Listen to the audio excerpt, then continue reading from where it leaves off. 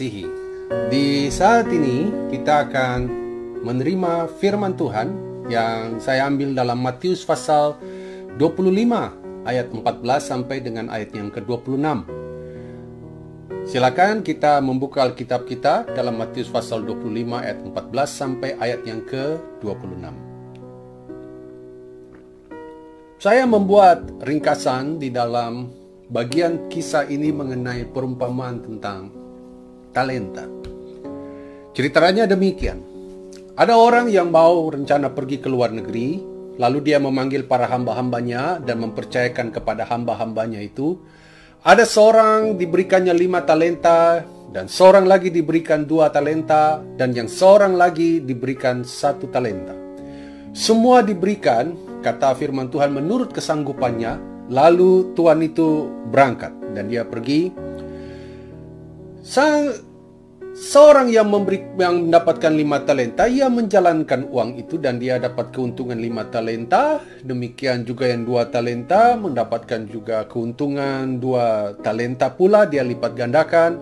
Tapi yang 1 talenta ini dia pergi lalu dia menggali lubang di dalam tanah dan menyembunyikan uang tuannya itu.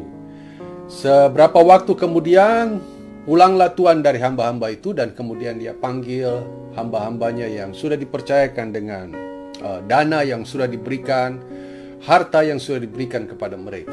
Dan hamba yang 5 talenta berkata, "Tuan, 5 talenta yang Tuhan percayakan kepadaku, lihat nih, aku telah beroleh laba 5 talenta. Demikian juga hamba dengan 2 talenta berlaku demikian."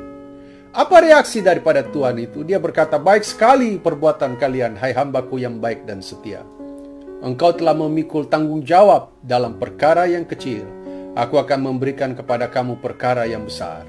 Masuklah dalam kebahagiaan Tuhanmu." Tuhan itu sangat senang sekali. Dan terakhir muncullah hamba yang 1 talenta. Dia juga memberikan laporan pertanggungjawaban dari apa yang sudah dipercayakan oleh tuannya. Namun dengan memberikan suatu prolog atau pendahuluan, dia berkata begini, "Tuan, aku tahu bahwa Tuan adalah manusia yang kejam dan menuai di tempat Tuan tidak menabur, dan yang memungut di tempat di mana Tuan tidak menanam.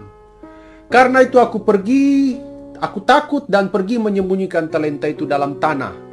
Ini saya kembalikan lagi 1 talenta yang Tuan sudah berikan kepada saya kembalikan kepada Tuan. Hormat yang mulia." Kira-kira seperti itu, Bapak Ibu.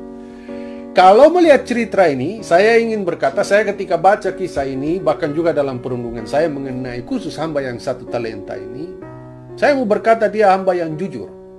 Kenapa dia yang hamba jujur? Karena dia membuat sebuah pengakuan, yaitu dia kembalikan 1 talenta itu kepada tuannya. Kalau saya mau berkata zaman gaul sekarang tentang tuan itu, bisa saya katakan seperti bos. Pertanyaannya adalah kenapa dia tidak mengembangkan seperti yang dilakukan oleh temannya, 2 orang temannya yang punya 5 talenta dan 2 talenta. Karena dia mempunyai sebuah pemikiran bahwa bosnya itu manusia yang kejam, sehingga dia tidak perlu untuk kembangkan. Namun bukti itu bisa terbantahkan karena semua orang menerima talenta itu 5, 2, dan 1. Tapi yang 5 dan 2 talenta bisa mengembangkannya. Tapi dia mempunyai pemikiran sendiri. Dalam perenungan saya yang semakin dalam, saya mulai berpikir bahwa salah satu sifat dari orang yang punya 1 talenta itu adalah dia sifatnya malas. Sehingga ketika orang malas, dia tidak mempunyai inisiatif untuk bisa bekerja. Dia tidak mempunyai inisiatif bagaimana mengelola 1 talenta itu menjadi berlipat-lipat kali ganda. Dia tidak mempunyai tipe untuk melihat masalah itu sebagai sebuah kesempatan untuk merubah menjadi sebuah kesempatan emas dalam kehidupannya. Dia lihat masalah itu adalah sebagai sebuah masalah. Dia melihat masalah itu, dia melihat 1 talenta itu, dia pesimis. Mana mungkin?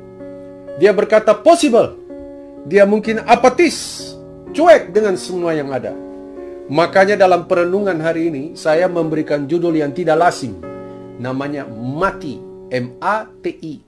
Makan, tidur, makan, tidur, makan, tidur. Artinya apa Bapak Ibu?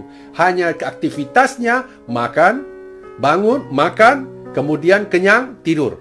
Tidur, capek tidur, makan lagi. Saudara-saudara, orang yang tipe begini adalah orang yang melihat dunia ini sepertinya sudah tidak ada harapan lagi harus berbuat apapun. Orang melihat bahwa ketika ada situasi yang sedang melanda dunia ini, ketika ada sakit penyakit yang melanda dunia ini, ya sudah, saya hanya tinggal berharap sama kepada Tuhan saja. Ingat Bapak Ibu, Tuhan memberikan kita kemampuan untuk bisa berkreasi. Tuhan bisa memberikan kita kemampuan untuk bisa memultiplikasi. Tuhan bisa memberikan kepada kita kemampuan untuk bisa berkarya bagi sorga dan bumi ini. Ketika kita mengambil bagian untuk tidak lagi untuk melihat masalah sebagai masalah, tapi kita lihat masalah itu sebagai sebuah peluang, Tuhan akan memberikan kepada kita hikmat. Orang yang senang mati, orang yang hanya makan dan tidur saja, dia sebenarnya harus belajar kepada semut. Karena semut yang kecil, dia adalah termasuk dituliskan di dalam kitab Amsal, 4 binatang kecil di bumi tetapi sangat cekatan, dan salah satunya adalah semut. Amsal menulis semut adalah binatang yang tidak kuat, tapi dia menyediakan makanannya di musim panas. Artinya apa? Binatang yang tidak kuat, binatang yang lemah, binatang yang mudah dimatikan, tapi dia bisa menyediakan makanan. Ada persediaan stok makanan. Bukan berarti itu datang secara online Bapak Ibu, tapi stok makanan itu dia ada usaha untuk mencari. Sekalipun dia tahu ketika dia akan berusaha untuk mencari makanan, ada resiko nyawa menjadi tanggungannya. Tapi lihat apa yang terjadi. Semut tidak kenal menyerah. Masakan kita hidup yang lebih mulia dan luar biasa ini kita kalah dari semut? Bahkan seorang yang suka mati, makan dan tidur, makan dan tidur, dia punya mimpi seperti Amsal pasal 26 ayat 13. Ada singa di jalan, ada singa di lorong. Saya ingin berkata, mungkin dia lagi mimpi kali. Dia sedang mimpi karena ada singa dan dia berekspresi. Orang yang seperti itu, kata Amsal berkata, dia seperti pintu pada engsel. Demikian si pemalas di tempat tidurnya. Artinya apa? Bolak-balik, bolak-balik. Hanya makan, nanti makan sekenyang, tidur lagi, bolak-balik. Dapat mimpi. Dapat mimpi dan berkata ada singa di jalan, ada singa di lorong, jadi takut untuk keluar. Mungkin dia karena tidak mau capek untuk bekerja, dia tidur yang banyak agar supaya dapat mimpi, supaya bisa dapat angka-angka atau nomor untuk togel. Tidak demikian dengan orang-orang di dalam Yesus.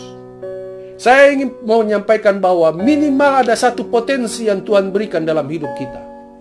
Kembangkan potensi itu, dan selanjutnya engkau akan melihat bagaimana Tuhan berkarya dalam hidupmu. Tuhan Yesus memberkati. Jangan lupa minum kopi. Haleluya.